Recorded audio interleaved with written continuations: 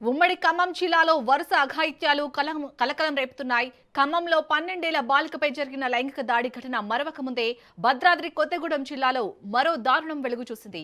అశ్వారావుపేట మండలం నందిపాడు గ్రామంలో 9 ఏళ్ల గిరిజన బాలికపై 55 ఏళ్ల కామాంధుడు లైంగిక దాడికి ఒడిగట్టాడు. బంధువుల ఇంటికి వచ్చిన బాలికపై దారుణానికి యత్నించాడు. కాగా మరో చిన్నారితో కలిసి కూల్ డ్రింక్ కొనుక్కోవడానికి గ్రామంలోని ఓ దుకాణానికి వెళ్లగా అక్కడ ఒంటరిగా ఉన్న పిల్లలను చూసి దుకాణదారుడు లక్ష్మణరావు పైశాచిక బుద్ధిని ప్రదర్శించాడు. వారిని లోపలికి తీసుకెళ్లి బాలికపై అఘాయిత్యానికి యత్నించాడు. అంతలోనే పిల్లల కోసం వెతుకుతూ వచ్చిన బంధువులు లోపల జరుగుతున్న ఘోరాన్ని చూసి షాక్ గురయ్యారు. నిందితుడిని చితకబాదగా అతడు అక్కడి నుంచి తప్పించుకొని నేరుగా పోలీస్ స్టేషన్లో లొంగిపోయాడు. బాధితుల ఫిర్యాదుతో కేసు నమోదు చేసిన పోలీసులు బాలికను వైద్య పరీక్షల నిమిత్తం ఆసుపత్రికి తరలించారు.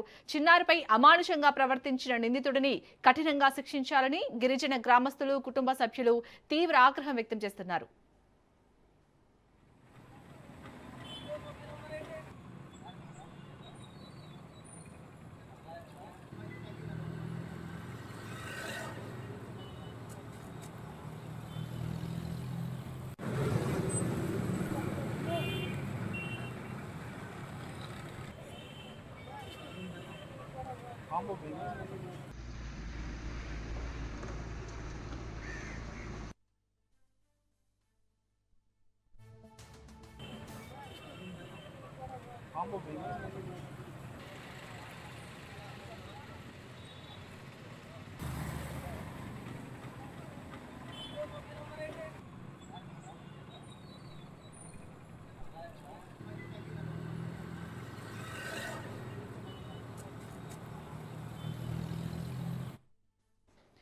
భద్రాద్రి కొత్తగూడెం జిల్లాలో జరిగిన ఈ దారుణానికి సంబంధించి మరిన్ని డీటెయిల్స్ ని మా ప్రతినిధి నవీన్ అందిస్తారు. నవీన్, ఆల్రెడీ నిందితుడు లక్ష్మణరావు పోలీసులు ఎదుట లొంగిపోయినట్టుగా తెలుస్తుంది. డీటెయిల్స్ ఏంటి దీనికి సంబంధించి?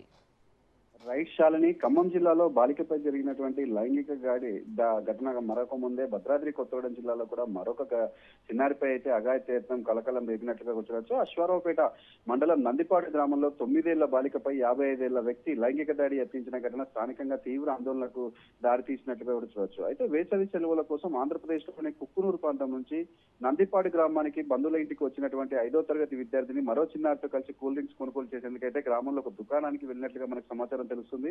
అయితే పిల్లలు ఒంటరిగా ఉండటానికి గమనించినటువంటి దుకాణదారుడు పద్దాన్ లక్ష్మణరావు వారిని దుకాణం లోపలికి తీసుకెళ్లినట్లుగా అయితే మనకు తెలుస్తుంది. అయితే ఈ క్రమంలో బాలికపై లైంగిక దాడికి యత్నించినట్లయితే అయితే కుటుంబ సభ్యులు చెప్తున్న పరిస్థితి కూడా ఉంది.